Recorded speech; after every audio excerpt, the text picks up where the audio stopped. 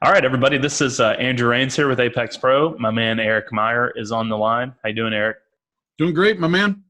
Awesome. Let's do a little bit of I Spy here. We're going to look at a couple drivers' data from Road Atlanta. This was data that we wanted to get to on our Facebook Live episode, and we just didn't have time. So we're going to take a look at two drivers' data, and we're going to start with Michael Bosch. He also goes by Miguel. Michael's from Cuban descent, so Miguel is his name in Espanol, but English speakers know him as Michael. He's a great guy. He drives an E36 M3, Eric, so about 250, 270 horsepower, somewhere around there. It's a fully stripped, caged race car, and he usually runs takeoff Continental slicks, so a lot of grip. There's some minor aero on the car, a little bit of aero help, and MCS suspension. What kind of car weight, ballpark, and kind of tire size? Like a 75? It's a 275? 245. I'm pretty sure Okay. it's a skinny slick because you can't get a lot of tire under an E36 M3 without modifying the fenders and Oh, so you on. said, yeah, they were takeoff ST tires or something. Yep. Got it. And a weight, I'm sorry if I'm wrong, Michael, 2,700 pounds, probably Okay. 2,800 with driver-ish. Okay. I don't know the exact weight, somewhere around there. But a really capable chassis, really capable car. So I'm going to go ahead and pull up Michael's data, and we'll take a look at that. Give them some love. We had Yeah. so many people offer data, we couldn't get to them yesterday. I feel bad about it, but let's make up for it. Thanks for sharing. Michael's an awesome guy. He's done some ambassadorial work for Apex Pro. Is that a word? Ambassadorial? Come on, Ambassadorial. man. I just made it up. It might Okay. not, might or might not be. So what I'm going to do now, Eric, before we actually get into the data, this is the latest version of the Apex Pro app. If you're watching this right around New Year's, it's probably not released yet. But I'm going to actually search in the search bar up here. I'm going to type in Michael's name, and his data is under Miguel. And you're right in here right now. Yep, right in here. So I'm typing. I was going to type Miguel Bosch, and it pops up right here. So now I've got both of his sessions that have been saved, and these are both at Road Atlanta. So let's pop in here and check one of these bad boys out. And Eric, tell us a little bit about what I Spy is. What's the format of what we're doing here?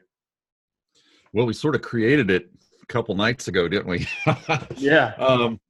So I would say I Spy is a combination of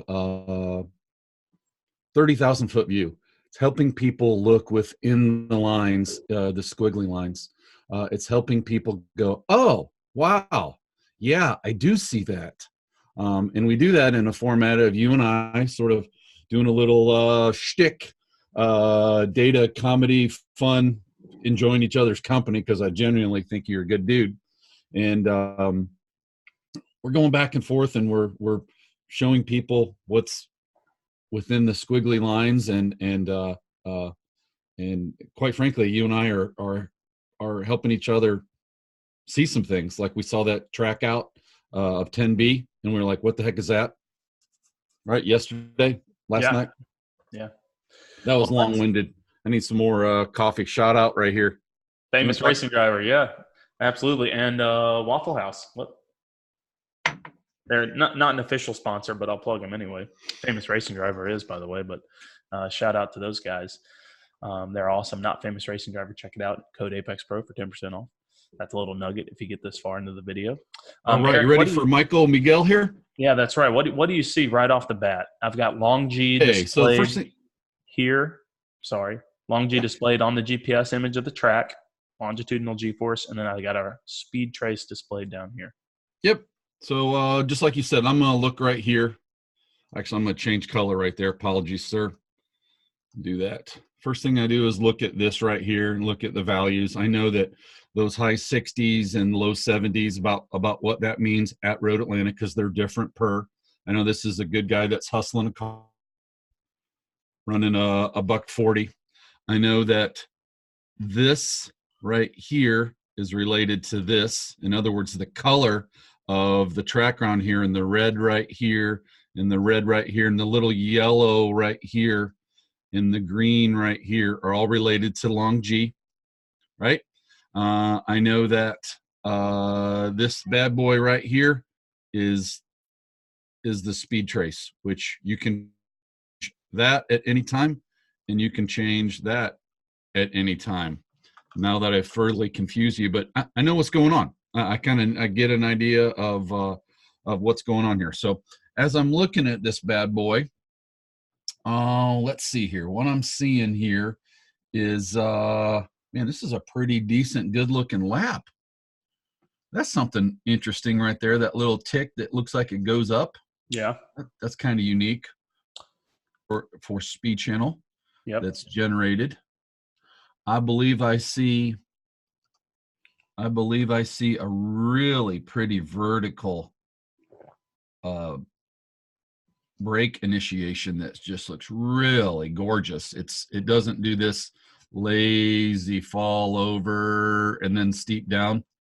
It's like freaking going to work right there. Right. Yeah, that guy right there. Yeah, you want to give some shout out right there?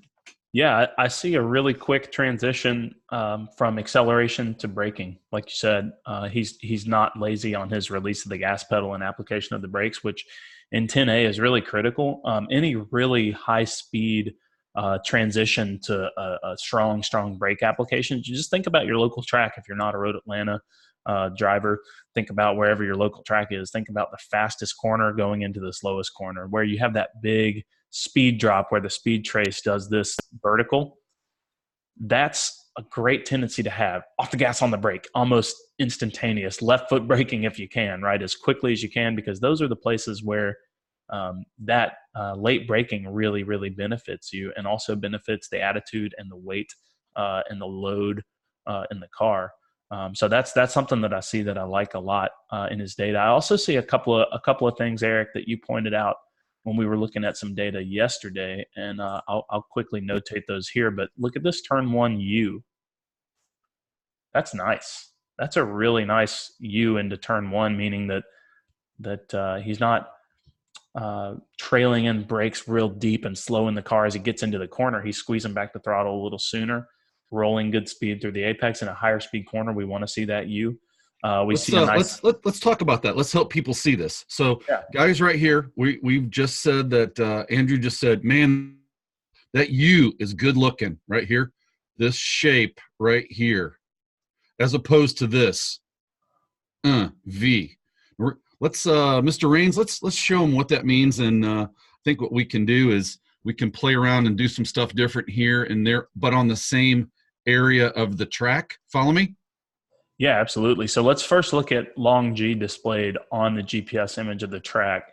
When we look at a corner that has a U shape, the first thing in my mind that and what you're doing right here is the color or the value of this long G, right? Yes. This right here, this whatever this says, is related to the colors that are represented on the track.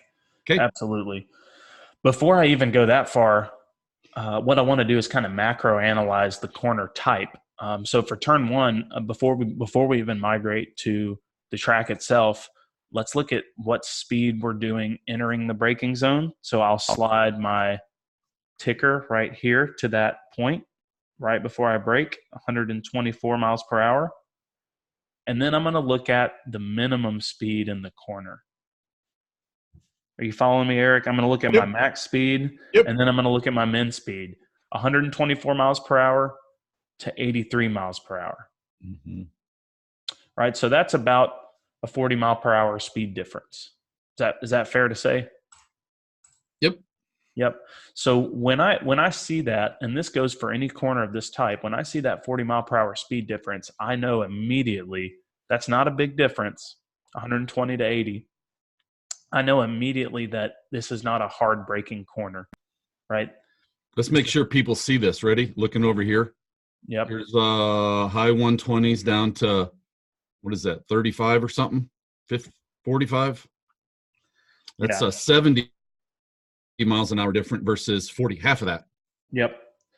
Once you get over a 55, 60 mile per hour speed delta, which is the difference in speed. Delta meaning, if you remember high school math, you probably heard that word before, or maybe you took physics in college. Delta is the difference, and we use that word a lot. So the difference in your entry speed to the corner, where you're approaching the corner, where you apply the brakes, and the minimum speed in the corner, that speed delta dictates how much and what you're using the brake for, and that really typifies the type of corner. So when we say nice U, we know it's a U because it's a corner with a low speed delta and the minimum speed of the corner is relatively high. That's how we know we're looking for that U shape. And usually entering high speed corners, the speed delta is pretty small, right? We usually aren't scrubbing more than 50 miles per hour. In a really fast car, maybe a little bit more, but it's still going to look like a U. So nice U into turn one, Michael. That means that you're not over slowing the car too drastically there. You're rolling out of the brake pedal. You're transitioning to throttle sooner in the corner, whereas in a V-shaped corner, like turn 7, a slow corner, you're going to trail off the brake. You're going to release the brake further into the corner. You know this is a U. So the color for long G right there, and the lights. Yes, absolutely. So first, let's look at our braking application. So we've got long G displayed over the track map. Red is going to indicate negative longitudinal G, meaning deceleration. Braking, red is always hard braking. That's something that's good to know. Red is always hard braking. Orange coloring is usually a smoother brake application or a release of the brakes. Yellow is going to be neutral acceleration. Would you mind switching that to long, my friend, for those people that are new to long G? Yep. And this is what we're looking at right here. This is turn one. Remember, everybody, this is start and finish, right? For if you're brand new to this and you're just learning, right? And way over here is when you're coming under the bridge to finish that lap, looking at the checkered flag. So this is naturally the turn one. I'm going to do that right there just to make it easy. Mr. Rains, will you talk about this horizontal line I just put on there? Yeah, so the black line that Eric just drew represents zero, or you can see zero longitudinal acceleration. Guys, really important. Double check whenever you're looking at your data channel. Just go and remind yourself, long G, this is what it looks like, right? Because it's really easy to toggle down too far and go to lat G and mix yourself up. So make sure you just double check what you're looking at. Long G, when we look at this zero axis, that represents zero acceleration. Zero acceleration. Oops. Anything above the line is accelerating on the gas pedal. Anything below the line is decelerating on the brake pedal. Eric, where at Road Atlanta, if you're trying to look at this long G trace without any reference of where you are on the track, pretending we don't have our GPS satellite image, what landmark, if you will, would you use on that long G accelerometer trace? Would you use to identify where you are on the racetrack? Could you say that again? I need more coffee. Let me drink my famous racing driver coffee here. What stands out to you on the long G trace that represents a part of the racetrack that's easy to identify? Oh my gosh, yeah. So if you're like all of us, by the way, raise your hand if you're normal. You're normal. You're trying to go, I have no idea where I'm at on the track. I don't know. Help me. I'm looking at this right here and I'm going, dude, I'm overwhelmed, bro. I don't get it. So one of the little neat things you can do is I always look for these big old long lines and know that this is a back straight. And what is accompanied by that is a big old braking zone. So I always pull this out because almost every track has this, especially if you look like something at Barber that has a whole bunch of these and these and these and these and these. You get overwhelmed a little bit. So I look for that. So I know where I'm at. And then I always know right here that this is going to be turn one. Always, always, always, always. And I'm going to do a little secret here. If this is the back straight, this means this is 7. And this means this is 6. So you kind of can work backwards and figure all that. So would you say it's wise to identify that easily identifiable, I call it a landmark, and work backwards from there? Yeah, do me a favor. Switch over to pretend you did throw a lat right there for a second. Whoopsies. It's very sensitive when I have the iPad casting to the computer. There's lat. Let me Go back to normal here. There you go.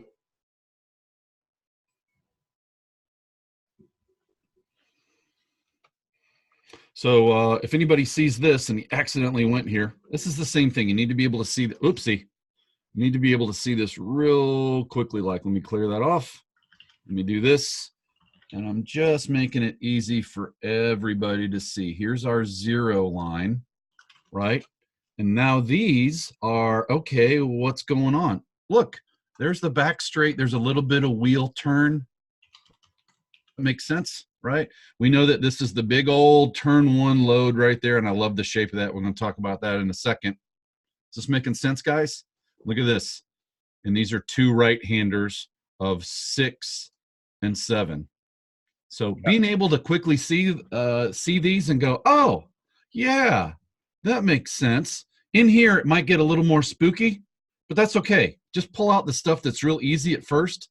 Those and that. And of course, this is 10A and 10B when you see it, right? And this is turn 1.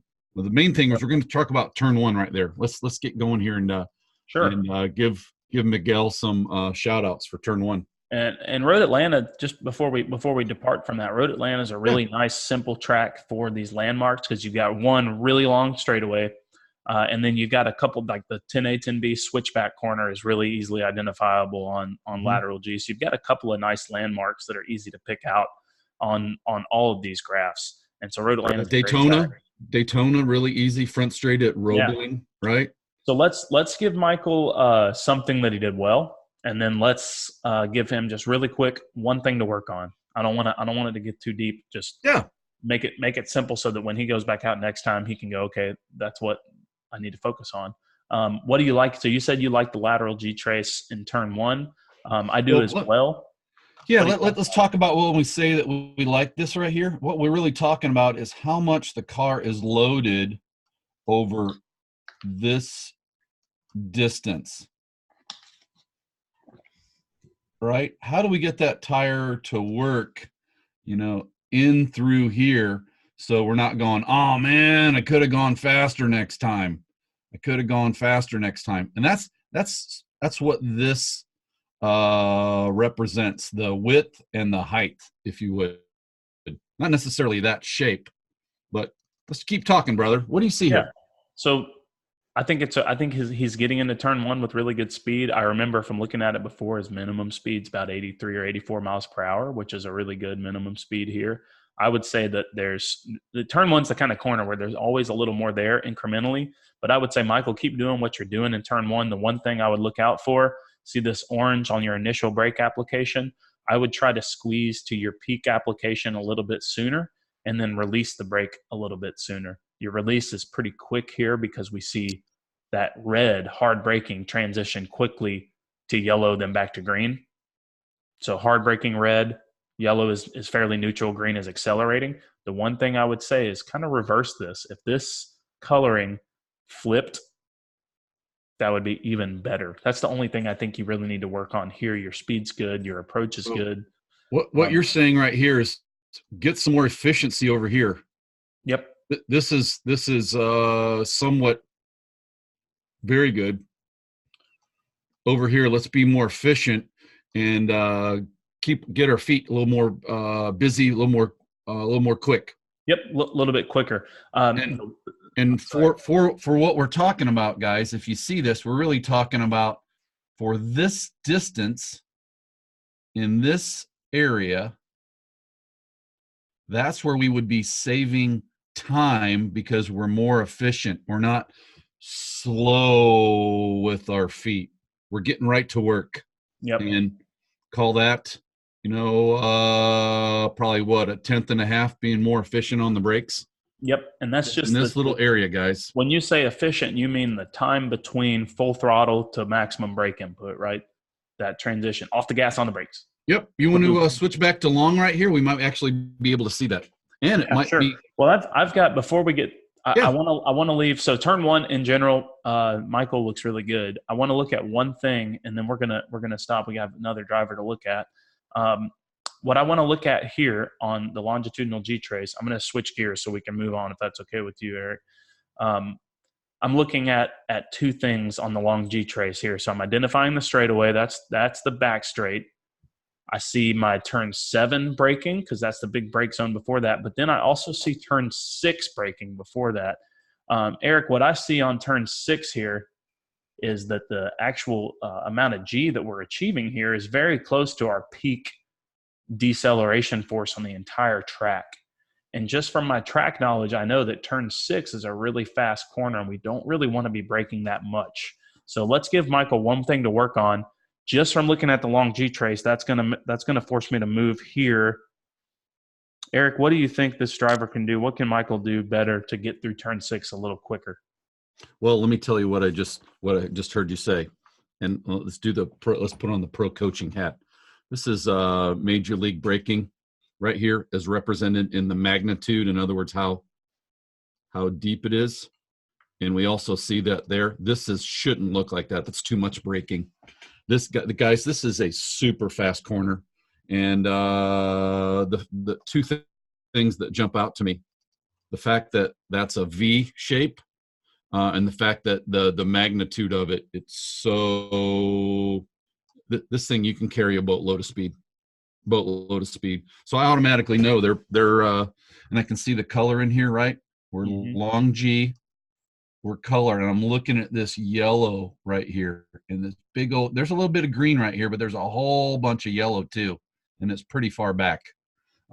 This corner is going to be a heck of a lot faster when you charge it harder. Yep. And I see a bunch of green here, meaning he's going back to throttle. Yes, absolutely. And we want to shift that color, where those colors are located. Yeah, absolutely. I looked at Michael's speed there earlier, and it's can you zoom in on those colors? And that one of my favorite corners, 7. Turn 7. Excuse me, 6. Yeah. I apologize. So the big thing here that you pointed out to me, Eric, is what I like to do in turn 6 is I'm going to just touch the line here, and I'm going to see where positive acceleration begins. Oop, that's 0.2. That means we're on the gas pedal, right? You had to be on the gas pedal to produce 0.2 positive G. See how there's no negative symbol here? He's on the gas pedal right here. Yep. Oops. Sorry. No, we're not. I'm looking at. I was looking at this guy right here, the cursor indicator. My bad. I'm sorry.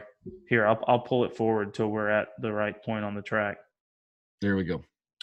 So Michael's accelerating right here. What I know about turn 6 is that if you're on the gas pedal at the apex, if you're comfortably accelerating at the apex, you probably didn't carry enough speed in. So just like Eric said, Michael, what I would work on is probably braking in the same place, but with less magnitude.